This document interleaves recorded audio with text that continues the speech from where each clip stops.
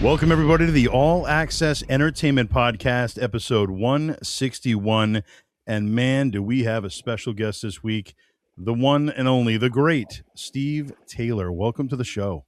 Well, thank you very much, Joe. Thanks for having me. Appreciate it. Absolutely, Steve. Yeah, it's my pleasure to have you here. This is since I started the podcast, you know, you're the guy I wanted. You're the interview that I wanted. So a lot of the fans will be excited about this. And you know me, I'm a promo guy, so we'll of course nerd out about promos for a little while. But well, thank really you. appreciate you taking the time. Well, I appreciate all you do to keeping the promo photos alive and keeping the interest in it. I know there's a lot of interest, and it's nice to be a part of it. Thank you. Absolutely. So let's rewind back to the beginning. You know, growing up as a kid, when did you first discover pro wrestling? Who were some of your favorites? Were you even a wrestling fan growing up as a kid?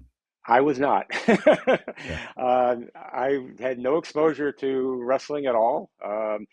When I was growing up, my dad was a career Air Force person, and so we traveled around the world every 2 years. He was Strategic Air Command, so for every 2 years we moved someplace different, which I don't know why, but that's the way the Air Force did it. And so we traveled around, and when he retired, he wanted to live in upstate New York, and that's where he retired in a small town called Skaneateles, New York, and that's where I went to high school. And later became a news photographer with the Skaneateles Press, and then later on at the Citizen in Auburn, New York. And it's there where I was the chief photographer, and I was in charge of a picture page every week. And so I had to come up with a new picture page every week, and not an easy thing to do, but it was fun and gave me a lot of creative outlet. And then Ed Holinsky, who was the sports writer there at the time, was a big wrestling fan. Ed was a huge wrestling fan, and wrestling was coming to Auburn, and he was all excited. And so he said, hey, so they put out the assignment, and I grabbed it right away and said, you know, this is something I want to do. We'll do a picture for his story that goes the next day, but this sounds like a great picture page. Like I said, I never had any exposure, didn't know what to expect. And that was my first exposure to, no pun intended, to professional wrestling. And yeah, it was great. And were you involved in wrestling in school at all? Yes, I was actually a amateur wrestler in high school and college. Actually had a very, very good high school career where I was basically undefeated for almost 3 years, captain of our undefeated team, and ended up county champ, and had a great record. And so as far as an amateur wrestler, I had a great career. So, but nothing like professional wrestling. So it's kind of, people got a kick out of that. That led to my professional wrestling career. Right, exactly. Now you're a big fan of the outdoors. Obviously, you're a big fan of skiing and nature in general. You're always traveling. You know, why don't you kind of tell us about your skiing background and what that's been like? I've been a skier all my life. My wife and I met skiing. We got involved in coaching, and we were basically race coaches for over 20 years. First up at Ski Butternut up in Western Massachusetts, and then later up here in New Hampshire over at Ragged Mountain. So I really enjoyed racing, and my wife and I still do it on twice a week in the wintertime. That's one reason we moved up here to New Hampshire, is so we could ski. I skied last year 112 days, so basically that's what I do. And I'm not a big fan of summer. I'm ready for the summer to end and the heat to end, and ready for it to snow. Yes, yeah, I'm on the same page as you. That's for sure. Yep. Now, when it comes to, you mentioned Ed Holinsky, who has actually been on this podcast. Great guy, like you said, big wrestling fan. Ended up working for the World Wrestling Federation. Tom Buchanan, another gentleman, obviously a longtime photographer as well. You worked with him prior to the WWF. Why don't you kind of give us that story? Yeah, when I was chief photographer at the newspaper, I needed another photographer, and I interviewed a bunch of people, and Tom's resume stuck out. He was went to Buffalo State and had a great portfolio, and I hired Tom, and he was actually a very good news photographer, and he was a great second photographer for us, and so it led to a great career for him. And like I said, going back to Ed, Ed was I really owe my WWF days to Ed, and like I said, Ed had the connection. He made the connection with the WWF in those days because they were not doing a lot of publicity those days. They were kind of shying away from the regular media because the media was doing more of a slam piece on them and trying to do exposés. And Ed convinced them that he was going to do a nice article on the entertainment value of the wrestling. And he did. He did a very nice story, and I used the picture page. In fact, actually got a, this was my picture page. This is it. Oh, Actually, I have wow, a look at that. copy. Yep, Wow. this is here, and this is what we ran in our Sunday paper, uh, and it was a it was a hit. And I said that night I enjoyed myself immensely. I was very impressed with the entertainment value of it, how much the fans got into it, and they just everyone had a great time.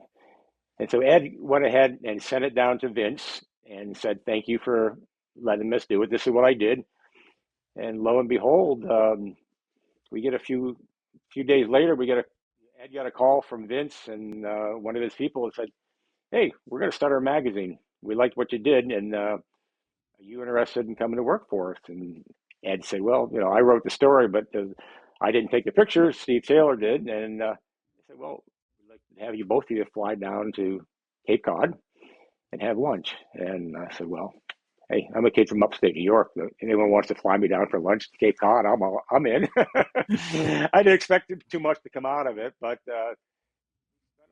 a couple hours talking about the future of the WWF and what they wanted to do. And Vince is telling us all these things he wants to do and take it nationally and expand it. They're already in Madison Square Garden. They had a television show.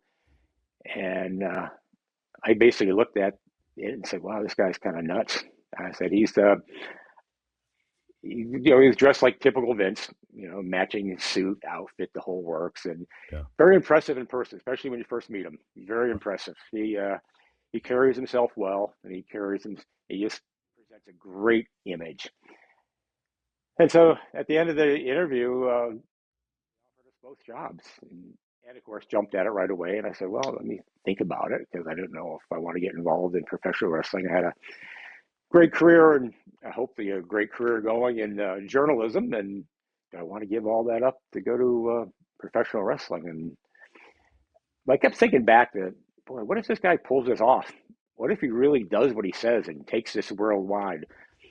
I didn't want to be one of those guys that looked on the outside and said, "I had a chance to be in that in the ground floor and I turned it down." So my wife and I talked about it and decided to take a chance. And it paid off. And Wow. it paid off good, like he's talking about going back to Tom. Tom took over for me when I left the newspaper.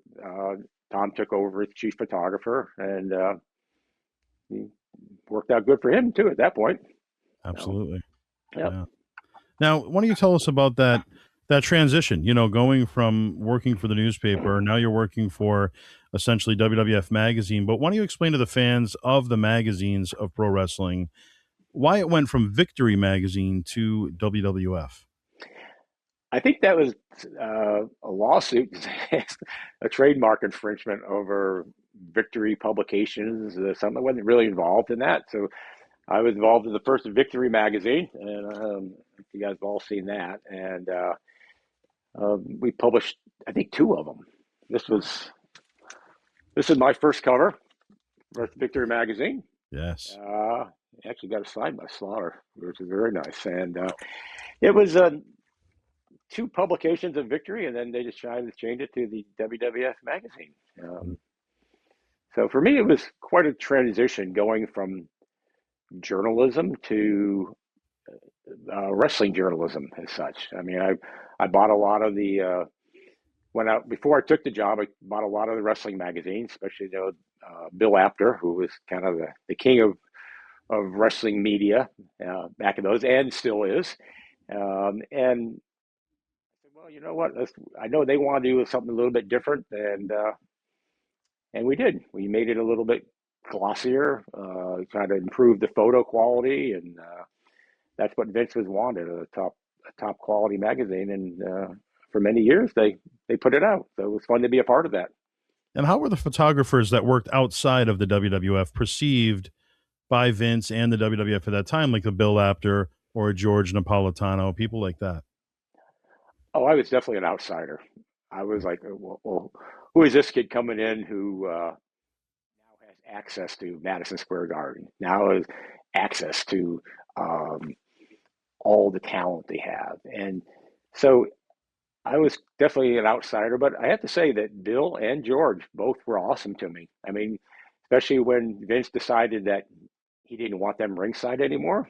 He wanted his photographer ringside. Um, we kind of pushed them out, and but those guys never held it against me. I said, Bill, very cordial, very helpful, a wealth of information. I really enjoyed talking to him, and he and George, I would run into him all the time, and they would say hi, and it was a great relationship, and I really appreciate all what those guys did. They were great to me. True legends, both great gentlemen. They definitely are Uh, legends. Yep. Now, when it comes to Sergeant Slaughter, that cover of the first ever Victory magazine, was that also your very first photo shoot for them in general? Because that's also your very first promo photo is a Yes. picture of Sarge. Yeah. The way that came about, I had accepted the offer from Titan Sports, the World Wrestling Federation, and I gave my 2 week notice in the newspaper. So my wife and I, she was pregnant at the time, I was like, all right, well, we got to pack up our apartment and move everything, and extremely busy trying to wrap up everything of our lives in upstate New York. I get a call from the WWF saying, "Hey, I know you don't start for another week or so, but we need some pictures." I said, "Yeah. Well, we want to fly you to Hartford Springfield Airport. Someone will pick you up. They're going to drive you up to a National Guard base in Springfield, and want you to do a photo shoot with Sergeant Slaughter."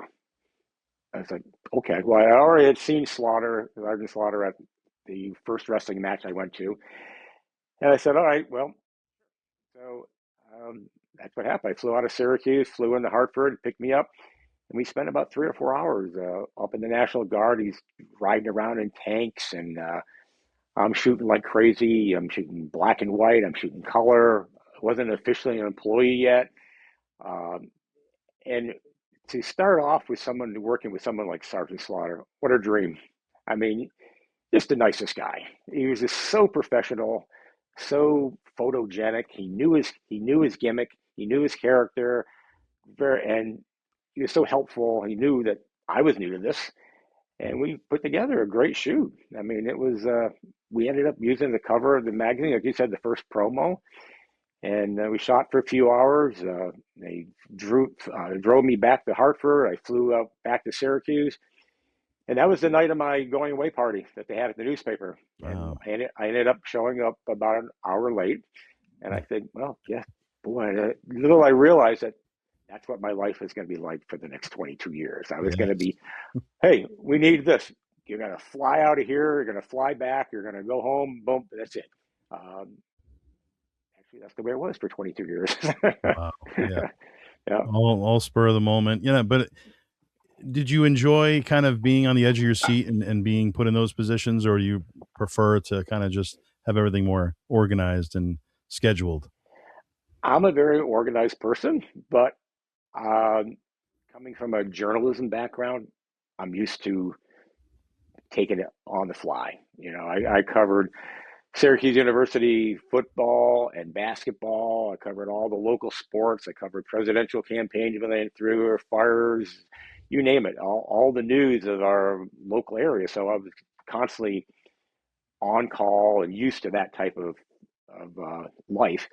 So when I got to the WWF, it was nice that I at least could control some of it. When you're in journalism, you can't control any of it. You just shoot and hope you get a good shot. But here, I actually had some control.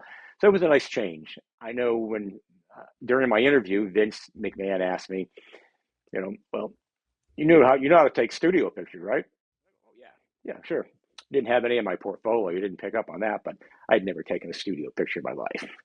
So I was like, oh, all right. Well, the first time I got home, I go, well, I got to go buy some books on, how to shoot studio photos. Right. And that's what I did. I bought all these books, started trying to educate myself. I bought some VHS tapes on how to shoot studio and was basically self-learned. So it was a quick learning curve, thank goodness. And because that's why I ended up doing a lot of. Self-taught, and look at all the studio photos you would go on to do. Did you think you'd end up doing that many down the road? No, and I also didn't. It really was my favorite thing to do. I love being ringside because it was like being a journalist. I'm shooting the events and being an insider. I kind of had an idea of what they were going to do and when they were going to do it. And I loved the excitement of the live crowd, but I also loved the studio work. I loved getting involved in that and having control of it and just having the quality of the pictures. And so it became kind of my favorite thing to do as a photographer. And luckily, I was able to shoot a lot of the action. But yeah, Tom Buchanan, who later came on. When I got too busy, I brought Tom in, and he picked up a lot of the action. And Tom was an excellent action photographer, as is John Giamondo, who was there for many years too. I think both of those guys were better action photographers than I were, but they were great. So Yeah. And you yeah. mentioned your initial meeting, your interview with Vince. What was your first interaction with Linda like? Um, Linda, she was part of the company. Our offices were on Cape Cod at the time because they were in the process of moving to Connecticut, but the offices weren't built yet. So instead of moving to Connecticut, we packed up all our stuff and put it in storage. And they rented a house for, I think there were five of us who were going to be moving to Cape Cod, from Cape Cod to Stamford to work in the Stamford office, but didn't have any housing on Cape Cod. So they rented a house for the five of us, and they stuck us in. And actually, Linda nicknamed it Animal House. There were five guys, including myself and my pregnant wife and our two cats, and I was gone all the time. Right. So she ended up spending 2 months living there, and I don't know how many days I actually slept in that house. I was gone all the time. So my other interaction with Linda, she was basically in charge of the magazine. She was very much involved in it, and so she was very hands on. She had a good photo eye and knew what she wanted, and in fact, whenever my office was one of the locker rooms in the Cape Cod Coliseum. Mm. So nice big office, but every time they had a sporting event or a concert or something, I had to pack up all my gear and I'd store it in Linda's office, Mm. and then I would bring it back out when the concert or the game was done. So she was great. She was great to work with. She really was. And your wife's, used to having you work, nice quiet job, the newspaper. What was her take on you entering the wild world of pro wrestling? Did she know what to expect? Well, I wouldn't say she had a quiet life before, because she definitely didn't, being married to a news photographer. I was on call 24 hours a day. So it was very common for the phone to ring at 2, 3 in the morning, uh, being called out to an accident or a fire or some other news event. And I was always on the go there. Um, but, she was a big part of that decision of me taking the job. I think she was like, well, she had grown up in upstate New York. All her family was there. She came from a big family, and she was, like I said, she was pregnant, and was like, well, let's just take this chance. And it was a it was a tough life for her for 22 years. I was gone all the time. I mean, we would say, all right, well, this is the kid's birthday is on Thursday. Are you around? And I would go, well, not. Well, let's do it on Saturday then. So all our family events were planned around my schedule, Yeah. and we did that for 22 years. I think our kids growing up thought that was normal, that you would celebrate and do different things that whenever dad's schedule, Yeah. allowed it to. But she enjoyed it too. It was a good move for us, career wise and as a family, and she got a lot of the good perks of the job, being able to go to these events and hang out and got to do a lot of the fun things that we did. And your position is a little different from a professional wrestler. Basically all expenses paid for photographers, right? Where wrestlers have to pay for their own hotel and travel. Yes. Oh, definitely. Everything was paid for by the company, which is great. I mean, I traveled around the world for on their expense. They paid for all my flights, all my hotels, for all my food. I was in 22 different countries and 49 of the 50 states, and it was great. That was a good part of the job, but a bad part of the job. I mean, it was fun to travel and see all these places, but after a while, traveling wears on you. I mean, it just you wake up in a different city every night, and you're like, where am I now? Where am I going tomorrow? I always would try to take some time off. I would fly in early or fly out late. So if I was going someplace where I wanted to check it out, I did. Um, and especially if I'm going to Colorado or Vancouver, I can go skiing in the wintertime. I was all excited. I would take a days off and go skiing. And in the summer, the kids would join me. I would show them my schedule for the summer and say, okay, which trip do you want to go on? So they would each pick one or two trips and say, well, I want to go with you on this trip. And I want to go on that trip. And once again, we would go a day early or stay a day late. And so they get to see a lot of the country and get a chance to do some fun things other than just work. And did your kids grow up wrestling fans since you were so heavily involved, or did they kind of stay away from it? I think it was what dad did. They Yeah. thought it was pretty normal. I mean, when you're whatever your dad does um, is normal. I mean, I've been to your house. I've seen all your memorabilia. Your kids think that's normal. I'm sure. Right. they've grown up with you being a collector. It's they look around and see the awesome collection you have, and uh, my kids grew up with, hey, my dad hangs out with Hulk Hogan, and my dad knows all these people, and I think they kept it pretty quiet. I think because I don't think they wanted the other kids bugging them all the time. Hey, can your dad get me tickets? Hey, can your dad get me autographs? And I think they kind of shied away from that a little bit. But once the kids found out, they were pretty excited. Yeah. I mean, but one fun story with my son had a birthday party once, and he wanted to go to. I said, "What do you want to do?" He goes, "Well, all my friends want to go to a wrestling match." I go, "Yeah, yeah." I go, "Yeah." I said, "Well, I can do that." He goes, "Well, they want to go to an ECW." I go, Ye- "What?" Because these are all young teenage boys, and what's hip at that time Yeah. was the ECW. So I said, "Well, we have a little relationship with them." He goes, "Can you do it?"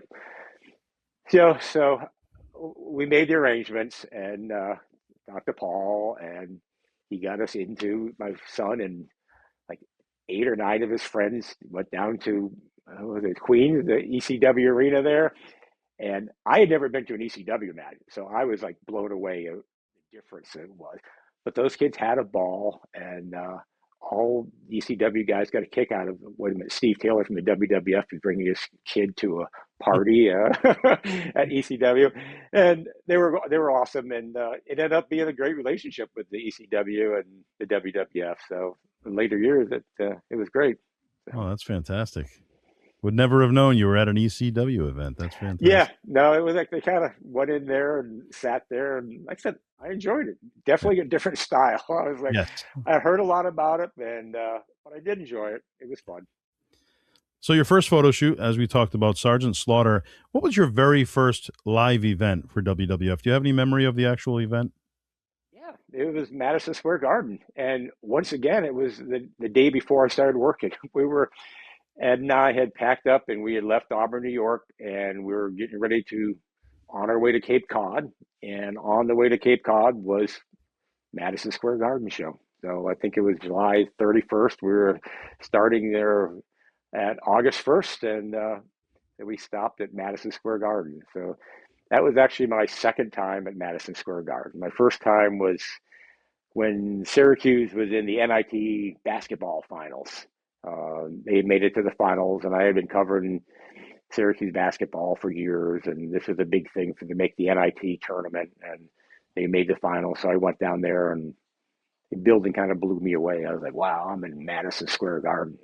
This is the world's most famous arena, and I'm sitting courtside right at Madison Square Garden. And now I was there for wrestling, which was also the mecca of professional wrestling.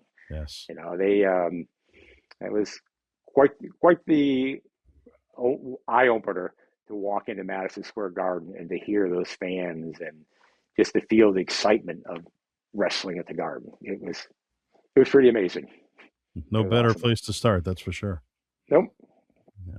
So let's talk about the different types of photography. We spoke about studio photography, which ended up being your favorite, like you said, but of course ringside photography, and then sometimes you have the still photography, the hard camera. Why don't you kind of give us the differences for fans with those three different types of photography, maybe the different types of cameras that you would use, that sort of thing.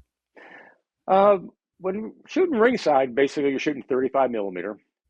In those days, we were shooting slide film transparencies because you want the quality there because all this stuff is being used in a glossy magazine. So you want, at that point, the best way to get it is to shoot a color slide, a chrome, as we call it. It originally started with flash on camera. And then when we noticed that we weren't getting the quality we wanted, it was it was good, but it wasn't the quality like Sports Illustrated had. And like, wait a minute, if I'm shooting Madison Square Garden, they're shooting Madison Square Garden. How are their pictures so much better lit than mine? So I did some investigative work and found out that Sports Illustrated actually had strobes up in the catwalks, and they were owned by a gentleman named Bruce Bennett. Bruce was probably the icon of hockey photography. He was did all did the Rangers, all the NHL. He was the best there was. So I contacted him and he goes, yeah, I have strobes up there. I can rent them to you. I go, yeah. So he would rent me the strobes, and all of a sudden it went from flash on camera to these really nice strobe pictures. And our pictures there were so much better than other arenas. So I went back to Bruce and said, all right, how do I get a package like this? How do I do that? So Bruce said, I can help you with that too. So Bruce set me up and showed me how to build the package of strobes that we would then later take up into the catwalks of all these arenas and how to light them, how to run the wire down or the wireless. And so pretty soon that became our norm that we would strobe all the arenas. And it made a big difference in photography. It really did. It set us apart, I thought. All of a sudden, the action shots were better, they were clearer, the backgrounds, and we could shoot more. And that was a big difference. And I mean, Tom Buchanan talks about that a lot in his stuff he does, but he ended up traveling all around the world with the whole setup of 9 different boxes of strobe equipment that you would have to get there in the morning and work with the local crew and take them up there, test them, and it definitely brought us into the age of the other professional sports, the NBA and the NHL, uh, and that was nice. Studio, like I said, I started small and learning along the way, and we didn't have any studio space in Cape Cod. Obviously, we didn't have any when we moved to Greenwich, so all my studio stuff was done on the road. We would go to the Allentown and Hamburg Arena where we were doing the TV tapings at that time, and I would find a corner and I would set up 2 little strobe lights and um, set up a studio with a plain background and try to get the wrestlers to come over and pose for me. I mean, they were a little hesitant at first, but once they saw what was going on and the promo photos came out and they saw the stuff in the magazine, they started looking for me like, hey, you need more pictures? And so most of that was done on the road, and we did that for years until we finally got a TV studio was built over in Stamford, Connecticut, over in Hamilton Avenue. And I was able to convince them to take a part of it and build a photo studio for me. Wasn't huge, but it was a space I could call home. The rest of the stuff was done. If we wanted to do a big photo shoot, we would rent space in New York City. There was a lot of rental studios there, so I would say, all right, well, I want to rent a studio for the day. I would have to bring the talent into New York and schedule a time with them. It was expensive, and I think I was able to convince Linda and Vince that, hey, it's time to bring it in house, and we did, and that too was awesome. Made for a nice office for one. It was a nice big office, and had a nice good stereo system to play mood music for the wrestlers, but actually it was my stereo, and it was places to hang out. It was, and I could store my equipment, and it was a nice spot to be in, because also Vince would come over all the time, because my other office, the first office, was in the corporate offices, and but Vince, when he would come over to the studio, was much more relaxed. Yeah. He would walk by the studio, go, "Hey pal," called everyone pal. "Hey pal, what are you doing?" And I would just sit and talk with him. And of course, I would whip out my Vince list. I always had a list of questions to ask Vince, and nail him at that point. But uh, it was great. It was a big step up for us. And also, did we started selling merchandise at that point, and we needed to do the merchandise calendars. I mean, Mm. that was a big part of my work in those days. I mean, you see all the merchandise calendars we came out with, and Yeah. every single one of those had to be picture taken. So it came out with a new T-shirt. You had to get a picture of the T-shirt. You had to get a picture of a model wearing it, or the talent wearing it. And that was another thing my kids did. They were, if you look at back in the old days of kids wearing the Halloween outfits, or the PJs, or modeling anything with a kid in it, chances are that was my son and daughter. Wow. They're cheap labor. That's great. Easy to schedule. They got to spend the day with dad. Yeah, exactly. Now, how did that work with the merchandise? Did they, because they had very little merchandise, and then all of a sudden it just blew up. Was there a certain moment that they decided, all right, let's get this stuff out here? I wasn't involved in that much, but I think they ended up looking at, I mean, Vince was a promoter at Cape Cod Coliseum. He saw the concerts coming in, and he and Linda would see all the T-shirts that would sell. Band would come in, and they would make a good buck off of selling T-shirts and posters and all that stuff. So I think they feel like, well, we should be doing the same. But now we have a photographer that can start shooting pictures of stuff. Then they come out with posters, come out with the promos, come out with anything with a picture on it, T-shirts, and it became a huge business. I mean, they ended up having their own warehouse in Stanford, and it became a big part of the company, and a good moneymaker for them, and good moneymaker for the boys too. I mean, everyone wanted their own T-shirt, obviously, and I think the fans really liked it, because fans love that stuff. Yeah. And speaking of the fans, some of them may not know all the different things you were a part of while with the company. Obviously, chief photographer, you went on to director of photography, and went on to other duties, even higher, and beyond that. Why don't you kind of break down some of the different jobs within the company that you had, and maybe what some of the differences were between them? Well, when I first started, I was staff photographer, and then I was later chief staff photographer. Always trying to improve my title. And then when I hired Tom, now we had photographer, we had a couple of photo editors, and the other people had photo assistants. So I became director of photography. So obviously a nice title and raise. Uh, and so I held that position for probably about 11 years total. And at that point, I actually had a photo department to run. I now had a budget. I was involved in budgeting, and which is always fun, try to come up with a photo budget, especially when you're flying around the world and you're trying to keep your costs down. And it was the early days of WWF and WWE that days were good and some days weren't. Money was coming in and money was coming out. So I was also a department head.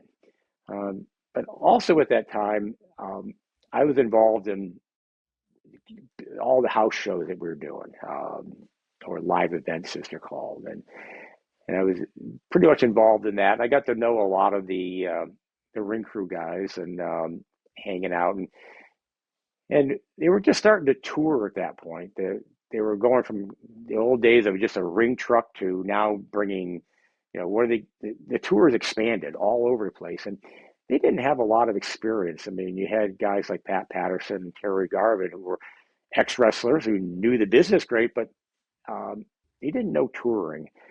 And I luckily had, in my news photographer days, I worked at a place called Weed Sports Speedway. It was a local speedway dirt track in upstate New York, outside of Auburn.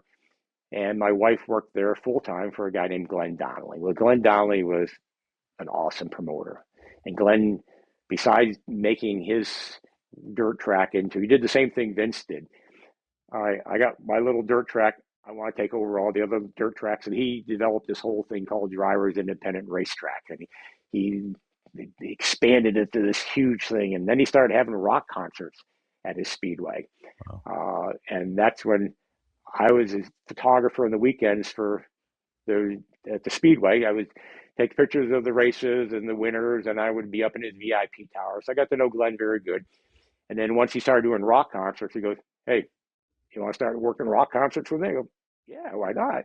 So I became more involved in kind of like a promoter rep, assistant stage manager, where I would help the band when they would come in. I would show them where things were, help them set up, and I loved it. I was like, "This is fun." A good gig for me. But I also learned the ropes of what it takes to tour, what it takes to set up a production. And I used that experience for the WWE when they started doing more stuff. I got to know people involved in it and the wrestling operations. Like, hey, you kind of know what you're talking about. What do we do? So I helped them expand what they were doing and help them plan tours. And then of course, when the big change came, uh, and Terry Garvin and that whole crew was basically let go. Linda McMahon came to me and said, "Hey, we kind of just wiped out the wrestling event operation department. You're the only one that kind of knows what's going on there. Would you kind of oversee it for a little bit until we get our feet on the ground?" And go, "Sure, I don't have much else to do. I'm only flying around the country and working 7 days a week, but sure, I could do that." And so I got involved in it and more and more involved. And I mean, I took over on a Friday. I go, "Well, these weekend shows are set, but the next weekend we have 9 shows. How are they staffed? How are they doing?" And this is like, so I was kind of freaking out a bit. Uh, but luckily, they had left the assistant there, young lady named Carolyn Garino, and she knew what was going on, so she was very helpful to me on how they did things. So at that point, I took over that department, and I got to know a lot of the ring crew who I knew already, but they were pretty well set. I mean, they had great guys there like Mark Yaton and John D'Amico. I mean, Mark's one of the hardest working men in show business. John D'Amico, wealth of knowledge and production, and yet Tony Chimble and Mike Chioda. I mean, talk about they were a ring crew. I mean, Tony, an awesome announcer, and Mike, an awesome referee, and they set up a ring. So you could send these guys to a town.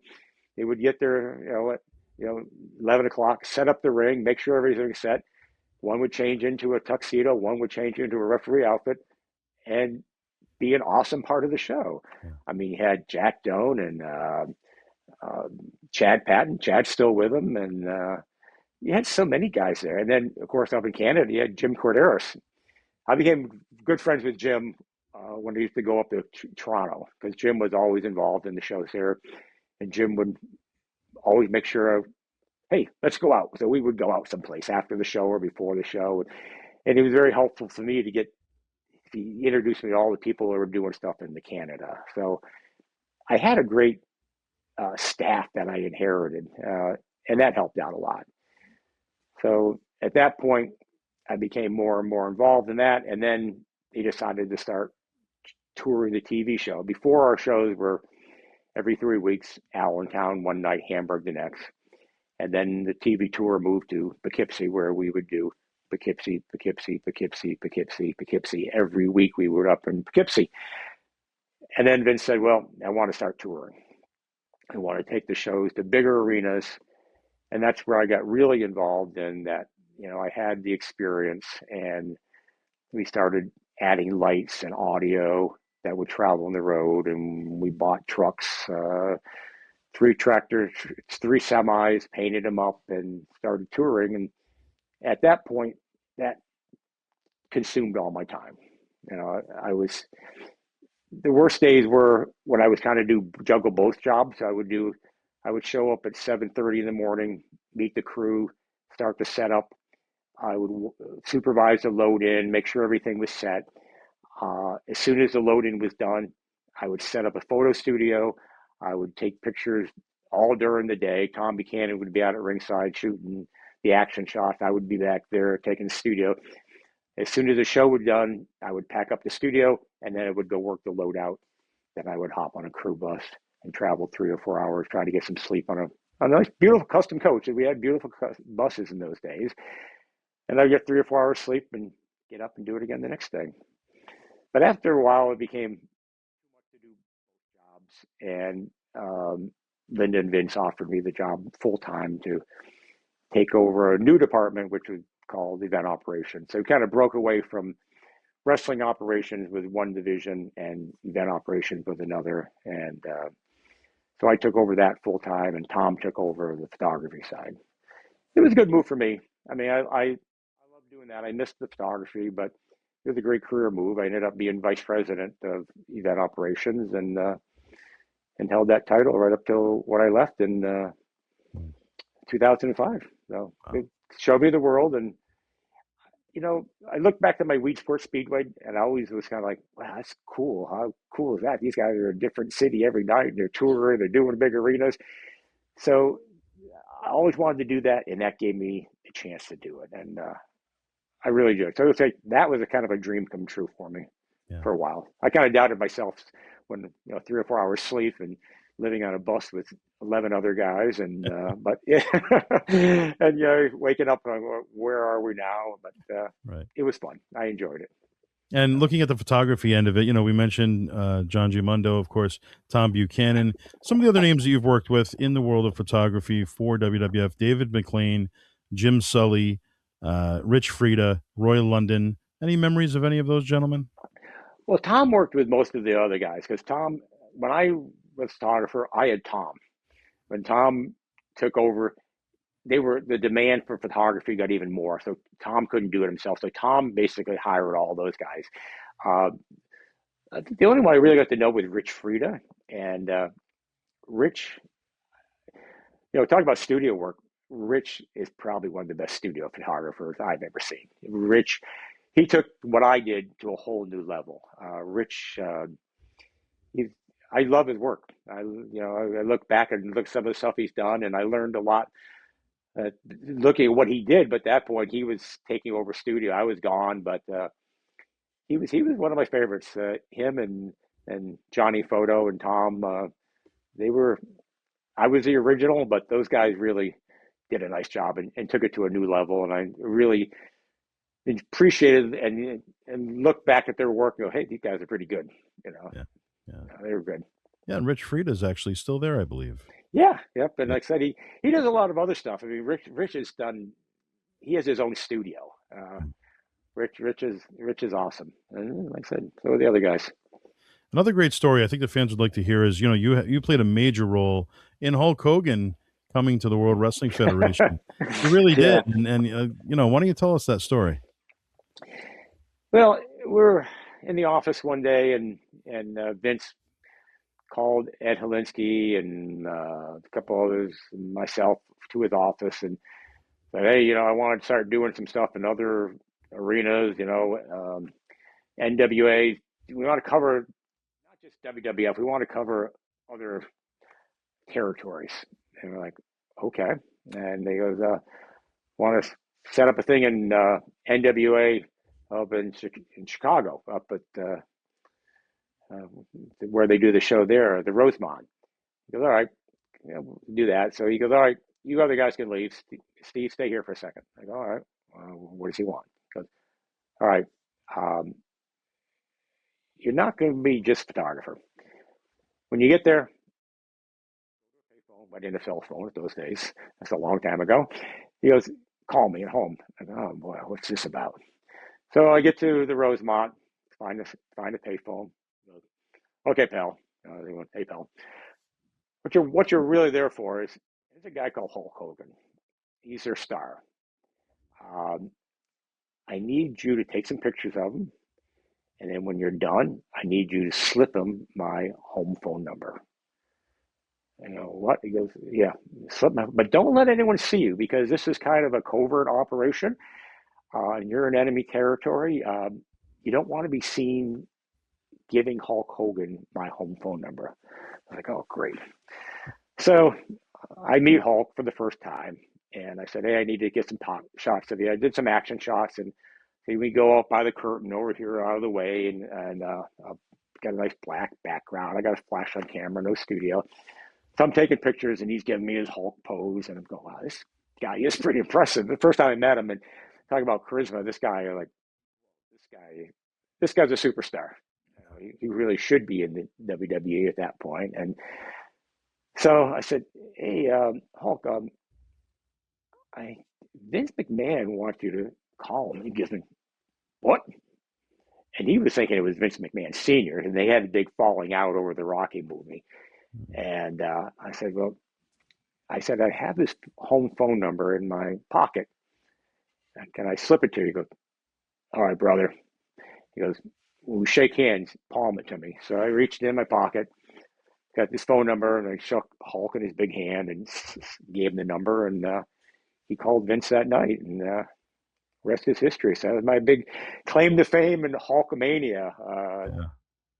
Talked about it in his book. And over the years, I mean, as a photographer, I became Hulk's photographer. We had a great relationship. I don't think I was closer to anyone other than Randy and Liz than I was to Hulk. He, if Hulk was doing something, I was there. I mean, if Hulk was in Tonight Show, I was there. If he was uh, doing any interviews, anything out of the Jerry Lewis telethon, I was there. And basically every personal appearance, I had to go. And it actually became a running joke with Hulk that we would talk about our schedule and what we're doing. And we would think, hey, how many days you got off? I go, I got 4 days off. He goes, me too. He goes, what do you think Vince is going to come up with? I go, I don't know. And sure enough, there it happened. You know, we sitting there, and Vince goes, hey, pal, Hulk's doing the Tonight Show. You got to fly out to LA with him. And so it became a joke that, and he talks about that on that YouTube video I did with World Photography.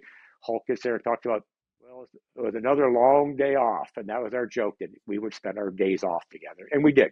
Wow. We spent a ton of time together. And I think that was one of my biggest thrills as a photographer is being Hulk's photographer. Hmm. You know, it was a great time. It really was. What was Hulk like for those that don't know him? You know, what was he like behind the scenes when cameras were off? Uh, he was awesome. He treated me great. He treated me as a friend, not just a coworker, a photographer. He took good care of me. We constantly shared limos, and he shared his Learjet with me when we were flying out places. It'd be him and I, and we flew around the country.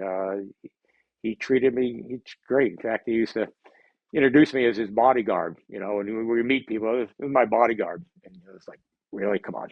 You know, you're like about a foot taller and 150 pounds bigger than me. Right. I was his bodyguard, but he always made sure that I would get the shots I needed, and shoot him in the studio was awesome. I mean, it was great. We got a lot of great photos together, and we did a lot of cool things, and met a lot of famous people together.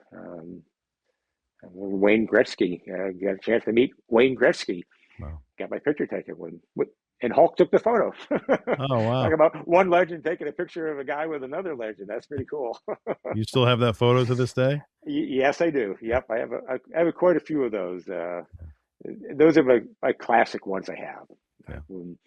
Another classic was Jesse Ventura. Was I went down to shoot the movie Predator with Jesse, Oh, yeah. and I got to hang out with him and Arnold Schwarzenegger on the set, and I said, hey, can I get my picture with Arnold? He goes, yeah. So I get my picture with Arnold, and Jesse takes the picture. I go, wow, little few years later, it's the governor of Minnesota taking a picture of the governor of California with me. Yeah, yeah, wow, that's true. Another famous photo. Right. Yeah. That's great. I mean, all those memories that you can, create throughout so many years with this larger than life business, and it's certainly been good to you, and you right back to it. Another larger than life figure in pro wrestling, Andre the Giant. Any personal memories from Andre over the years? Yeah, Andre was a very private person. It was tough to get to know Andre because he kept to himself. I mean, he had a tough life. He couldn't go anywhere without being Andre. Even if you didn't, the few people that didn't know he was Andre, the guy's still 7'4". He creates a scene when he walks through an airport. He creates a scene everywhere. So he had a tough private life.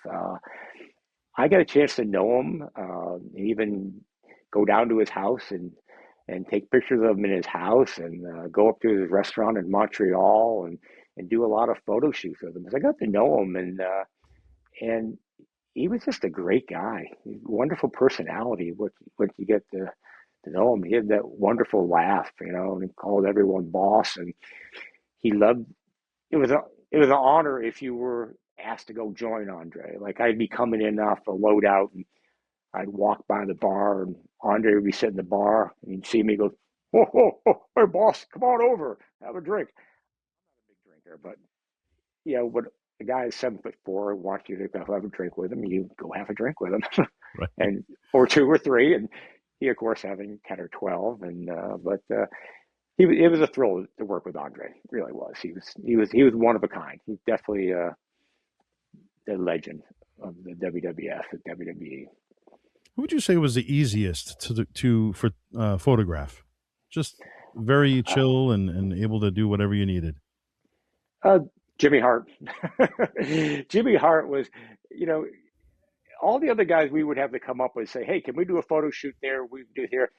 Jimmy would bug me constantly.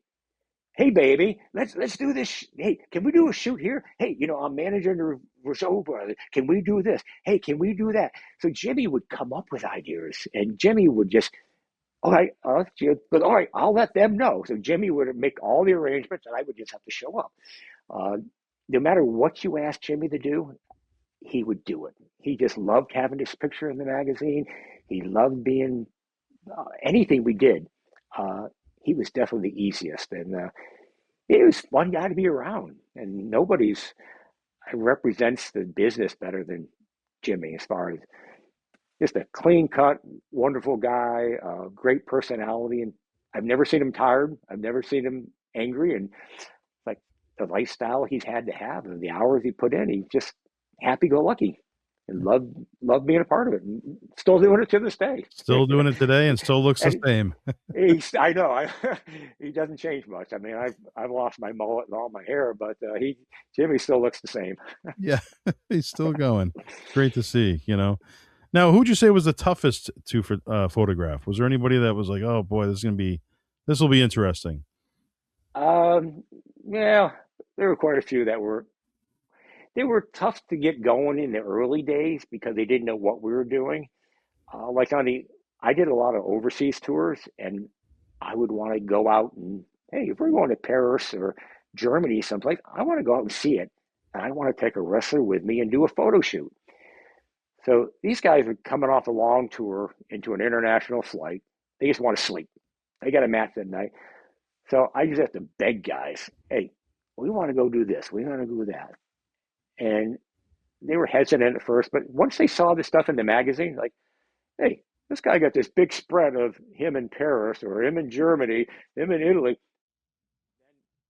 Hey, next tour, can you do that? I mean, we would go to trying to get the guys to do it. After a while, it became fun, like getting a group to go out in Kuwait, to go out in the desert and the Middle East and ride camels. Um, things like that. It became fun. Um, there were a lot of guys who weren't always the most cooperative, but I don't know, bad mouth anyone, but Yeah. they were definitely easier than the other. The thing I like most about shooting wrestlers is that they all knew their gimmick. They all were in great shape and they all wanted to look good. So if you could capture that, you were their friend, Yeah. and they enjoyed it. And you mentioned Jimmy kind of created his own opportunities here and there to do photo shoots.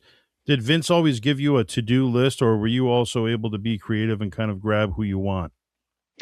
Oh, we always had a to-do list, especially with the magazine. The magazine editors, um, you know, it was Ed Helinsky and then Ed Ricciuti and all those guys. They had a list of stories they wanted done. So we worked a lot with Keith Greenberg, wonderful writer. They were doing stories, and I had to photograph it. So we always had a to-do list. And then once we had photo editors, we go to every TV taping. They would send me a list. All right, these are who I need studio shots. The merchandise would send me, here's the list of people I need studio shots of.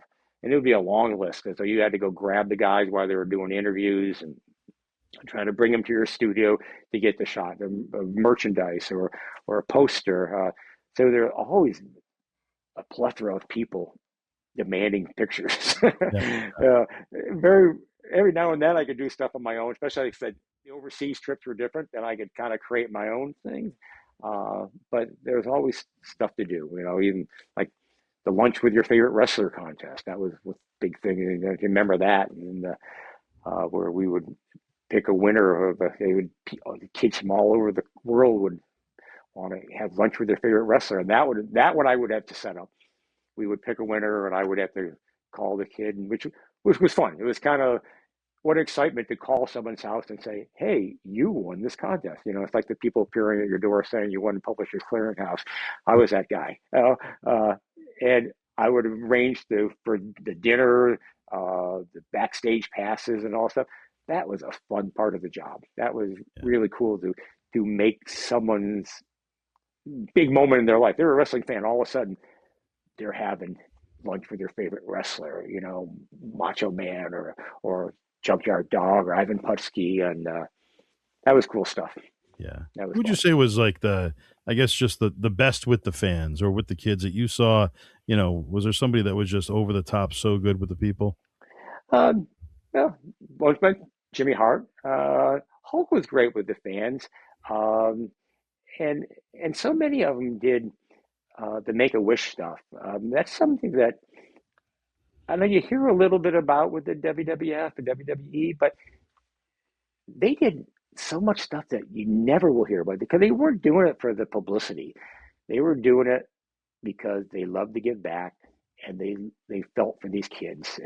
And those are some real tear jerkers when you did those. I mean, I didn't do a lot of them, but when you met these kids and these kids, the wrestlers all did it out of the goodness of their heart. I mean, John Cena, I didn't know John a lot. That was kind of after my days when I was no longer a photographer, but I guess he did thousands of them. Hulk did thousands and hundreds of them. They just meeting these kids in private time was just him and the kids, and it was awesome. They really I give him a lot of credit. And the WWE had Sue Aitchison back there who set up all those and all the charity work they did. They never really patted themselves on the back, but they did. But they were great. Yeah. Yeah. Now, when it comes to the storage of the photos, all these photos that you're taking, where are they storing at the Titan Towers? All these promo photos, and how was that set up? Not a clue. Nowadays, I mean, because everything I did was slides in Chrome. So I don't know if somewhere in Stanford there's a warehouse full of all my old photos. There was, I mean, basically what I would do. I mean, I would shoot 20, 30 rolls of film, and these were actually film. This wasn't digital. So the next day I would take it down to the photo studio and they would process my film, and I would get back these huge boxes of slides, and I would have to edit them, and I would do that at home. I would set up a light table with a little loop, my little magnifying glass, and I would look at each one, basically checking to make sure what's good, and I would just toss the other ones that weren't, and basically two reasons. One, I only wanted to give my best stuff. I don't want to give them all the shots where they were out of focus or oh man, I missed that shot. So I would give them tons and tons of stuff that would take in the next couple of days, and all that stuff was stored. all the negatives, all the slides. There were a big, huge storage room. But nowadays it's digital. Um, I don't. They have no need for that. It's all up in the cloud. As far as the promo photos, things were done by the publicity department, the promotional department, and they would go to the photo editor and say, "I need a shot of this and that," and they would make up the promo photos, and they would just make up hundreds of them. You know, little did we know that those promos would become such a big part of the business, and Yeah, and people would actually collect them. I mean, exactly. that's amazing. It's amazing. It really Yeah. is. There's a whole community for it, and some of them have become valuable. And to think that when they were just not needed anymore, they'd be tossed right in the trash and on to the next one. You see, back in those days, every time a new promo would come out, he would like send me a box. I'd come in my office and there'd be boxes of promo photos, 20, 30 of them. And I would take a couple out for myself and I would take some with me. And a lot I would send to my mom and dad. Uh, my dad was a collector. He collected everything. He's like you, Joe. He loved being a collector. He collected stamps. He collected anything. And once I started taking pictures, he started collecting those. And so I would send him piles of photos. And that's where the three hole punch photos come in. My dad would punch holes in them and put them in these books that he would save for me. And I have books of all my photos with three hole punches in. My mom and dad had once my dad retired from the Air Force, they had a miniature shop, sold doll houses, and they were like one of the largest distributors of doll houses and miniatures. People would come from all over the country to their shop in Skaneateles, New York. And my mom was very proud of me. She didn't want to. First of all, she told me not to take the job.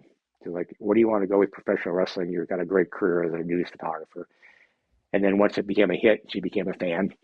And so I would send her all this stuff, and someone would walk into the shop and talk about dollhouses, and she would pop out there. Are you a wrestling fan? This is my son works for the WWF, and of course, they were. And she would just pass out these photos and T-shirts and hats, and these guys would walk out not only with a dollhouse and all the furniture for it, they would walk out with maybe 20, 30 promo photos and Right. T-shirts, and little did we know that those promos that she was passing out, oh, these go for big bucks now. I wish I'd saved more of them. But Yeah. luckily, I did save quite a few of them, and my wife was instrumental in that. She put away a lot, and my father stored a lot of them. And then when he passed away, I just had cases and cases of stuff that he didn't throw anything out. And that's what I have now. And that's what I do with the sales with you is just try to put stuff into the hands of people that appreciate it and enjoy that stuff. It's been great. Man, I should have been into dollhouses as a kid. I could have got some free promos. I know, and I think my father, if he realized what he was giving away and what he could have been involved in, I mean, I inherited a stamp collection and he put tens of thousands of dollars in, which is worth pennies on the dollar now. If he Yeah. could put that money into WWF merchandise, Right. wow, we would be set. Yeah. Yeah. Big difference. Yeah, it would be great. Now, a technical question that a lot of the promo fans are into. When it comes to the promos, sometimes they're 8x10, sometimes they're 8 1/4 by 11. Was there a reason or a rhyme or reason for the difference in sizing? And some were color, some were black and white. Was there a reason for that as well? I didn't get involved. I was on the road all the time. I mean, I had a nice office and everywhere I went, but uh, I was on the road. Those guys handled. The, I took the pictures. I went to a photo editor. The promotion department, the merchandise people went to the photo editor. After I took the picture and gave my finished, approved work to the photo editor, I was out of the picture. No pun intended. But I was gone. They would take care of it, not me. I was just like, the only thing I would want is like, hey, you're going to give me photo credit on that, and Right. and they did. That was always a big thing for me because I was a newspaper photographer. I loved photo by Steve Taylor. That's why I insisted on photo by Steve Taylor. And Vince they didn't would, like that. oh, really? Vince, no, Vince never really gave credit to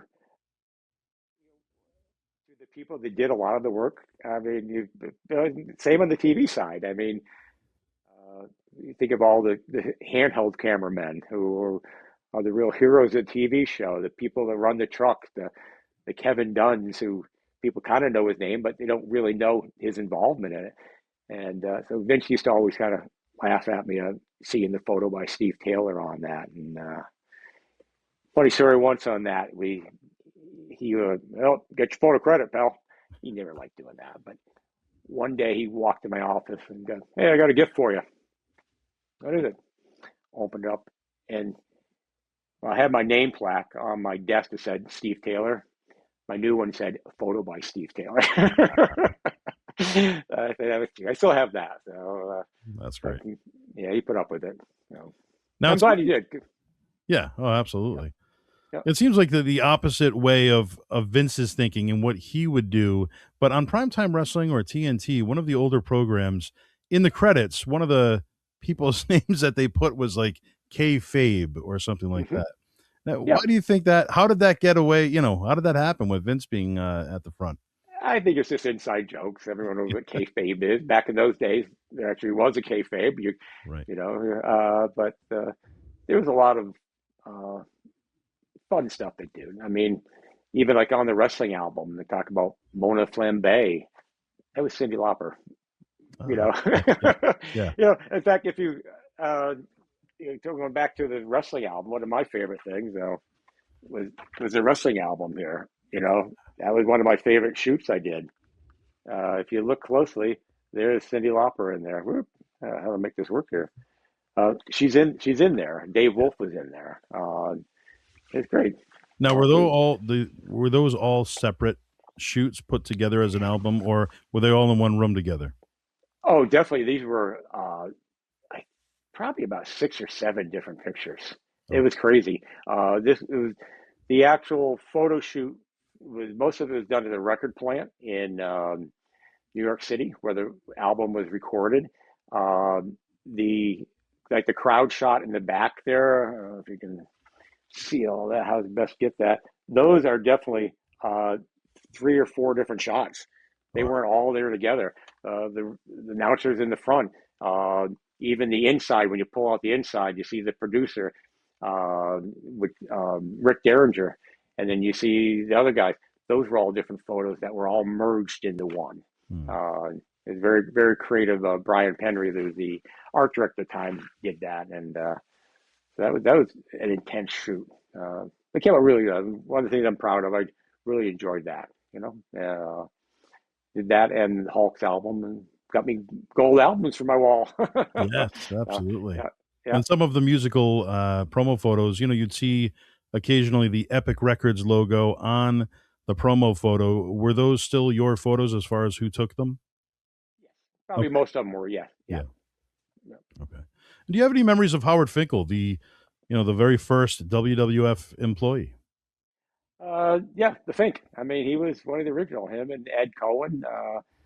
When I started with the WWF back in those days, I was employee number 9. We were a very small company at that point on Cape Cod, and I mean, we wouldn't even have to make reservations for our Christmas party. We were that small a company. So I got to know Howard very well. I mean, Howard was the ultimate historian. Uh, we used to call him Finkelfax.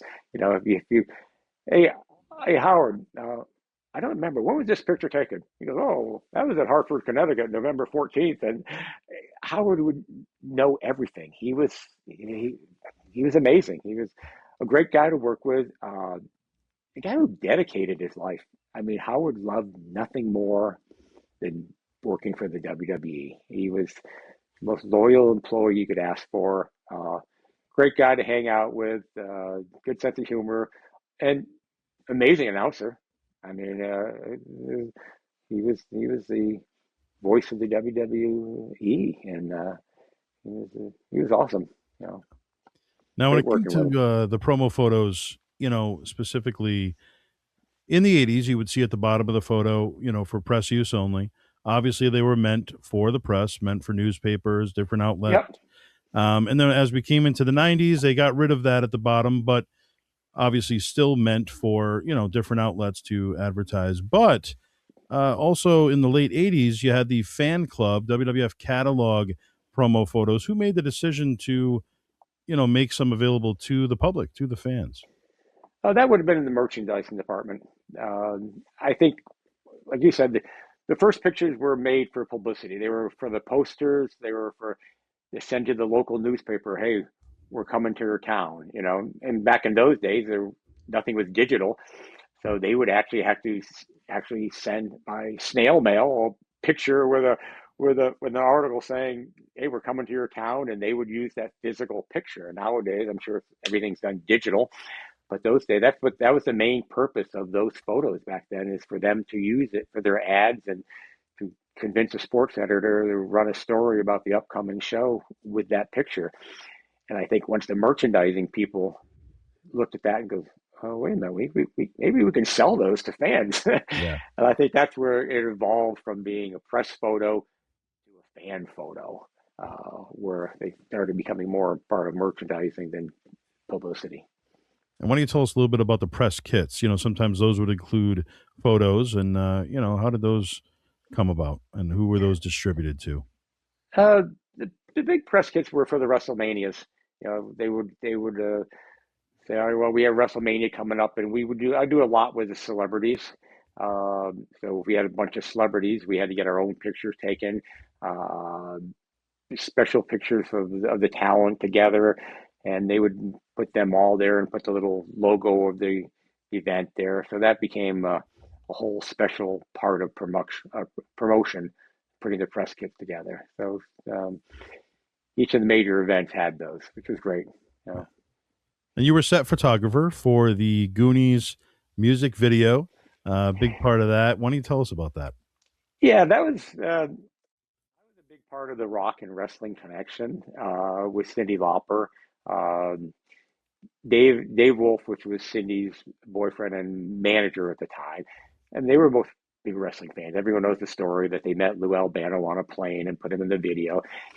But they were just wrestling fans. They loved being part of it, and I got to know Dave and Cindy very well, and so there a big connection between that and a lot of the stuff we did at the WWE in those days, and so every time they were there, I was there. And then Cindy started having me at all her video shoots. If she was doing a music video, I would be there as a photographer, and especially when there was WWF stars there, I would be there. And then of course the whole thing we did with the war to settle the score. Um, I was very involved with that. I did lots of photo shoots with Cindy and Wendy Richter, and it was just the whole thing with Roddy Piper. Uh, I think probably one of the most fun times I had as a photographer there was doing that. And then when it came down to um, doing the music video for the Goonies, she wrote the opening song, and they of course decided, hey, let's have the wrestlers in. So we spent 4 or 5 days on the Goonies set, uh, doing all the different stuff on the Goonies. I mean, it was fun. I was on, the pirate ship. I got great pictures of me on the pirate ship, me with the Bengals. Uh, they were um, they were the guest on there, and all the different other locations we did. The Goonies, remember, that was before the Goonies came out. So at that point, Goonies was a movie. It wasn't a hit yet. It wasn't the cult thing it is. I mean, it was a good movie with a good. I mean, Dick Donner was the director, and it had a good potential. And a lot of these kids that were there were not really known stars yet. I mean, you think of the group that there, and I had a great picture of them that they were hanging out the window. They were in school at the time, and all the wrestlers walking by, and they came out, and I got a picture with them, and it was fun. I got to meet all of them and hang out with them, and a lot of them were in the video, and it was fun. But then looking back at it, I mean, that Goonies became a cult hit. Yeah. I mean, my kids still watch the Goonies, and I think they laugh like, "Wow, you were on the set." Yeah, I Yeah. wish I had taken more pictures. Right. So, but the Cyndi Lauper days were fun for me. I really enjoyed that, and she was very gracious, and they included me as part of their family. And in fact, that what you see up on the wall here with the platinum album, that's a platinum album that was a gift from Cyndi Lauper and Dave. In Wow. fact, if you remember the video where uh, Roddy Piper smashes Lou on the head with an album, Yeah. that's the same one like that Cyndi had made up. That was the one that we all got Oh, copies of wow. that. So Wow. yeah, yeah, You also have the template there of the Victory magazine. Why don't you tell the fans about that a little bit? yeah. That was my first cover I did, magazine cover, and the Joe Perkins, who was the producer of the magazine, he he was the one in charge of putting the magazine together and getting it printed and everything. And he saved that was one of the plates that they used on the printing press. He had them cut it out, save it, and mount it to it. So it's a one of a kind, very special thing that was not only the first Victory magazine for me. It was my first magazine cover ever. So kind of the few memorabilia that really I enjoy. Yeah. You know. And another very unique situation that you were a part of, and you could probably say you're the only one in the world to have ever done it. You were the set photographer for No Holds Barred, but you also played a photographer in the movie. Yeah, that was fun. That was when Hulk was that was going to be Hulk's first major movie, and it was a big thing for our company. It was Shane Productions was producing it, and Vince and Dick Glover, they were the executive producers, and it was written for Hulk, and it was Hulk's first big movie. Um, and we were talking about how they're going to do it, and they were going to be doing it in a location in Atlanta for 8 weeks, and then it came up like, well, how are we going to? Am I going to go down and cover it for a while, or what? And then I said, well, they need a movie photographer. Every photographer has a still photographer. Every movie has a still photographer. It's usually the lowest man in the totem pole, by the way, but they need someone to take the stills. And so I convinced Vince and Linda that maybe I should be there for the whole time. And and they said, well, you got to take 8 weeks off and work for Shane Productions. I go, yeah, that'd be great. Uh, and of course, while I was down there, I became Vince's eyes and ears because Vince would fly in and out, and so I was the company consultant as such. I mean, I was also there with Hulk. I mean, Hulk and I spent 8 weeks together on set. Uh, he and I was also kind of trying to protect Hulk because these were movie people. They didn't always know how we did stuff, and Vince wanted to make sure that I would make sure that we were doing it in the way that he would approve. Like very little things. Like uh, we were doing an elevator scene, and um, one of the extras gets in, and he's taller than Hulk, and I had to go to the executive producer and the director and go. Vince wouldn't like anyone taller than Hulk. I mean, Hulk's a big guy, and there aren't people a lot taller, but for some reason they put this really tall extra next to him. I go, we got to replace him with somebody. And luckily, the producers and director knew who I was and my relationship. So with Vince, because otherwise, if a still photographer is telling a director what to do, they would like, all right, next, you're out of Yeah. here. Uh, so that was the type of stuff I did, and just working with Hulk on a lot of things. And I said 8 weeks I was gone, never made it home, and it was quite an experience. I had worked on another movies before. I worked on the Wise Guys when Albano was there, and Jesse Ventura, when he did Predator, and all the other movies that Hulk did. Suburban Commando was there, but he it was fun to be the photographer right from the first take to the last take, and I really was happy how everything turned out. They were happy, and it was a great experience to work on a movie. It's a whole different world. I mean, you become a tight knit family. You're living with these people for 8 weeks and Yeah. on set and in a hotel, and you all become family. And it was fun. It was a great experience.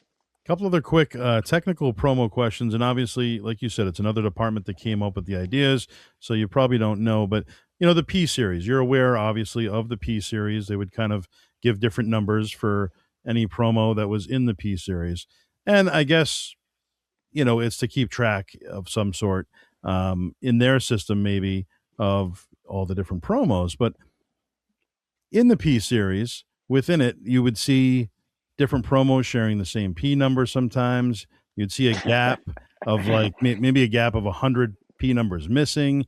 There'd be all these weird instances. Any insight on that or why that would even happen? Not a clue. Yeah, that's Like I said, like I said, I would take the pictures, I would edit them, I would give them to the photo editor, and then I would be surprised at where they ended up. I was like, oh, they used it here. Oh, they used it here. I mean, I would go into a Walmart and I see back to school supplies with Hulk and Macho Man and everyone all and Ultimate Warrior on all this merchandise, notebooks and folders and pencils. And, oh my gosh, I took that picture. Oh, yeah, I would, so a lot of times I would buy the stuff because I would get some, maybe every now and then someone would give me copies of stuff they used it on if they got copies, but the rest of it, I would be surprised if I saw it. It gets used everywhere. I mean, it's amazing. With Milton Bradley came out with rest two games, and they used like pictures on that. The Topps trading cards, the T-shirts, the posters, never ending. The creative uses of my photos. I loved it. Did you try to collect everything for yourself that involved your photos, or? My mom and dad did a great job of that. I mean, she would, like I said, once again, they would be in a store and they would see something and, oh, look at this photo by Steve Taylor. So they would buy it. And of course, my mom in the checkout would go, you see this? It says photo by Steve. That's my son. So, and then they would save that stuff for me. But a lot of times, the good vendors would send uh, a, a few of them to samples and say, "Hey, this is how we used it," and I appreciated that too because I loved seeing. So I kept quite a bit of it and got rid of quite a bit. There's still a bunch down in the basement. Now, while working in this industry, what would you say has been your greatest challenge within the industry? And then on the other side of that, the most rewarding?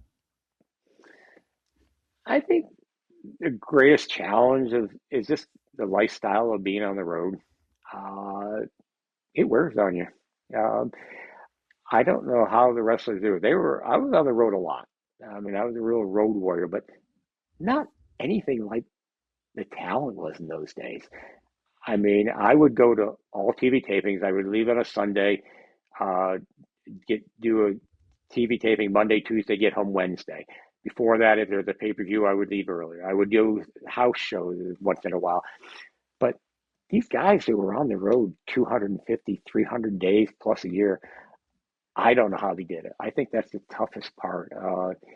It's it wears on you. I mean, the constant travel, the airplanes and the hotels and the rental cars, and I say once the TV show get going, when I mentioned the buses, we were the first to bring on.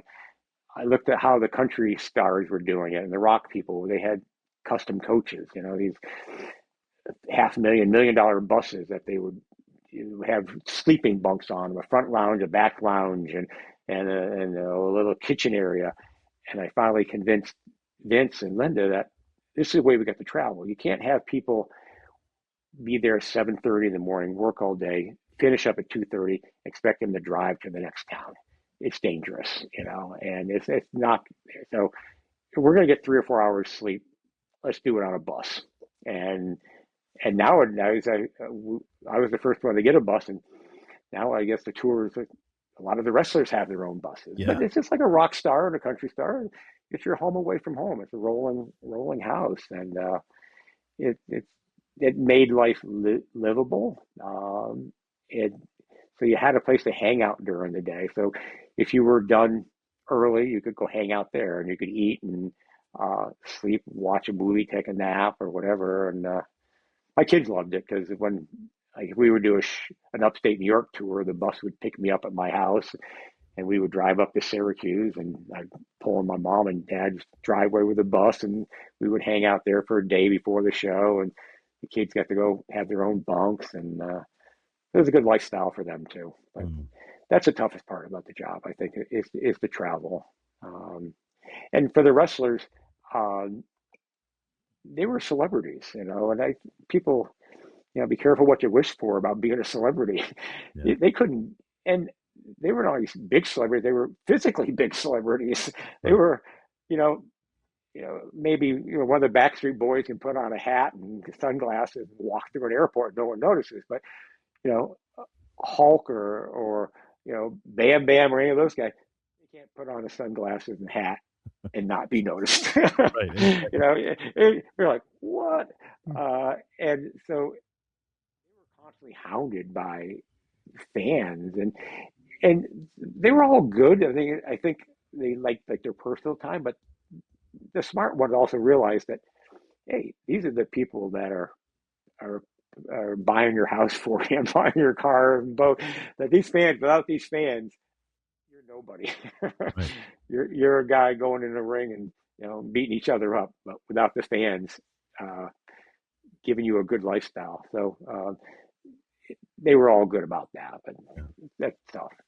Uh, the rewarding part was being part of something that grew from 10 people in little office Cape Cod to my last office was in the Titan Towers. Um, to to see it grow from that. I mean, like I said, my first office it was a locker room. My last office at Titan Tower was a corner office because although I got promoted to vice president, they gave me a beautiful corner office, which is opposite from Vince and a beautiful view and everything. And that was, really quite the upgrade from a locker room. But later on, when the XFL became popular, they started the XFL. Everywhere I went, every office building, we ran out of room. We ran out of room in Greenwich. We ran out of room at 1055 Summer Street, 1100 Summer Street, and then it moved to the Titan Towers. And I was a small department. It was usually like two or three of us in the office. And so we moved around a lot. If one department expanded, they would expand our way. And then, all right, three of you got to move this way. So we would move through it. I had an office on every single floor of every single building we were in. Uh, my last one, like I said, was a corner office and very sweet. But then when the XFL came to town and they were going to bring them in house, they needed more office space. Well, guess guess who had a nice corner office and was on the road all the time? Me. They're like, hey, Steve's gone. He's gone all the time. Oh, so they needed an office for the president of the XFL, which was Basil DeVito. So Basil took over my office, and like, well, the office people are like, well, where can you go? I mean, we're out of room. Yeah. I said, you're gone all the time. I said, well, if I'm gone all the time, what if I move home? And this is back before COVID, where everyone worked at home. Very few people worked at home. I said, 98% of the people I talk to are on the road. I have an office staff that does all the physical paperwork and stuff, but I'm gone. I'm a production manager of the TV show. I'm dealing with arenas. I don't deal with office people. And they said, "Well, you have room in your house?" I said, "Yeah, I got a den." And they said, "All right." So they took over my den. And they said, "Well, what do you want?" So they put up this nice wood paneling on the ceiling and the side. They put in phone lines and carpeting. They bought me a beautiful desk. I mean, it really was a nice office. And my view now wasn't of Stanford; it was of our pool in the backyard. Yeah. And that became my all-time favorite office because Wow. I was commuting from Newtown, Connecticut, down to Stanford, which was about 45 minutes a Hmm. day. Now my commute was like 2 minutes from the kitchen to my house. So Doesn't that get was any my better than my that. last my last and favorite office. That was good, and everyone loved that because they gave me more family time too. It Yeah. was good and bad, but the bad part is you never left your office like at 8 o'clock at night when a union chief wants to talk to you. He's working on a show. He wants to talk to you at 8 o'clock at night. The phone would ring. I would go in there and answer it. So Yeah. it's good. You never get away from it, but I liked it. It was good. And what did you use to decorate your offices with? Were there specific pieces of merchandise that you would kind of tie in, or? Yeah, the posters. I loved a lot of the posters, a lot of the memorabilia that I collected over the years, and basic little memorabilia, but stuff for the walls were a lot of my own pictures and like the Summer Slam. They would make up special thing with tickets and stuff like that, and then give us plaques and then the overall photos of the arenas, the WrestleManias. They were up there. Uh, yeah, And also, Ed Cohen, another person that you brought up that was a big instrumental part of the early days, specifically with WWF. Any memories you could share of Ed? yeah. Ed. I think had one of the toughest jobs, underrated jobs in the business. Ed was our booker. It was Ed's job to put together these tours. So Ed had to say, all right, well, I want to book a show, this building, this building. So he had to call the arena manager and their booker and see what available dates do you have. All right, well, I'm looking to do it in June. Well, I don't have anything to do. You have to do it in July. Well, if I book Binghamton, New York, I also got to book Rochester and Syracuse uh, and Utica. So, so you have to find when all five of those buildings were available to do a tour. Right. And then he threw in TV shows that I weren't just in an arena. We were in an arena that could take 17 trucks. They could hang all that stuff. I had the backstage uh, space. They had all the power requirements. So his job was constantly um, juggling things around. We used to make fun of Ed, like saying, because when things didn't work out, because they always didn't. I mean, you could be in Boston one day and then Chicago the next, and like, all right, well, those aren't drivable. So we used to make uh, joke about Ed, like, "Hey Ed, we got to buy a new dartboard because you're throwing darts." But he never did. He took it well, but he was amazing at what he did. I mean, it was constant. He and I constantly had, "Hey, Ed, I got to bring crews between these towns. I got trucks to move these towns." Right. You know, and he goes, "Well," and they would come up with crazy stuff. Vince would want to do something like, "Well, I want to do Madison Square Garden for Raw, and then SmackDown the next the day in LA. Can you do that?" I go, "Yeah, can." "Well, it's going to cost." "Well, what?" "Well, I'm going to have to rent a 747, put all those 17 trucks on a plane, and fly them across country." "All right, well, what closer venue can we do?" So stuff like that. It, the bookings were tough. Yeah. Definitely a tough job, but that was a great guy. I loved working with him. Good man. Of all the promotional photos that you've taken over the years, do you have a favorite? Is there one that sticks out that is really? Now, let's see. I'm trying to put some of them aside. A lot of them. Uh, See if I can figure out how to work this. don't think. First one was Sergeant Slaughter, of course. In that, I get some bad glare there. This was my first one of Hulk. Yes. Um, that was right before I slipped him the photo. I mean, the address, the phone number to call Vince. That Oh, was taken back there. Um, and then a lot of my personal ones were studio-ish, like that. Uh, Back to my journalism days. This was actual signing. Was one of the few pictures I didn't pose. yeah, It yeah, was a signing, and then of course wedding pictures. yes. And I did a lot of stuff with Randy and Liz. I know you mentioned we're talking about the wedding with Randy and Liz, especially nowadays when Taylor Swift just got married at Madison Square Garden, and what they said was the biggest wedding of all time. We don't do weddings at Madison Square Garden, but yeah, they did. Right. Randy and Liz got married at Madison Square Garden, and we did a lot of prep for that. There was a lot of planning to go in there. We just treated it like a real wedding. I mean, uh, we had to do all the photos and all that stuff. It was a lot of fun doing that. Posting, we had a ball doing it. And then it came down for the actual ceremony, and I was quite close to Randy and Liz at the time because they would hang out in the studio a lot, and I did so many photo shoots with them. And then Randy comes up to me and says, "Hey, would your son and daughter?" He knew both of them. like to be in the wedding? I need a ring bearer and a flower girl.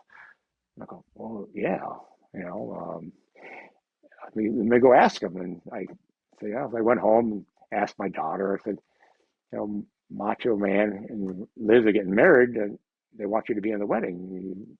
You want to do that? And said, I know how old she was. She was like 6, 7 years old at that time. And I said, yeah.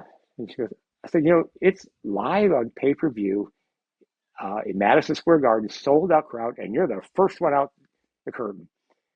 You think you can handle that? And she goes, Dad, I did a ballet recital at Danbury High School, and that was fine. I go, it's not quite the same thing, but yeah, okay, you're good. I asked Kristen. Chris goes, okay. Hmm. I said, well, yeah, you get the regular rate as a performer, because you're appearing on TV, and he goes, okay, I'll do it. So we got a lot of. It was fun doing that. Yeah. That was their claim to fame, and they get embarrassed by it all the time when they're talking with their friends, because they're in their 30s and 40s now, and someone goes, "Were you really in Macho Man's wedding?" Yeah. Yeah, that's me. So yeah, so that was my fun shot. Like I said, all the stuff I did with Liz, these were all done at a huge photo shoot at McMahon's house. Uh, all the studio stuff I did, um, and of course, no holds barred. Loved all that stuff, promo photos, um, and then the fun stuff I did with Hulk. Uh, In the studio there, and then talk about, do I have any my valuable ones? Yeah, some I've kept a few. I mean, here's one I know you know about. This was the Ultimate Warrior, and it's Ultimate Warrior. yep. But then the one right before that is the Dingo Warrior. Yes, they changed his name, and that's his true They, debut promo yep, right there. that's his. And I don't think that was ever released. I really don't. I think that was a few copies were made, and that was about it. So Yeah.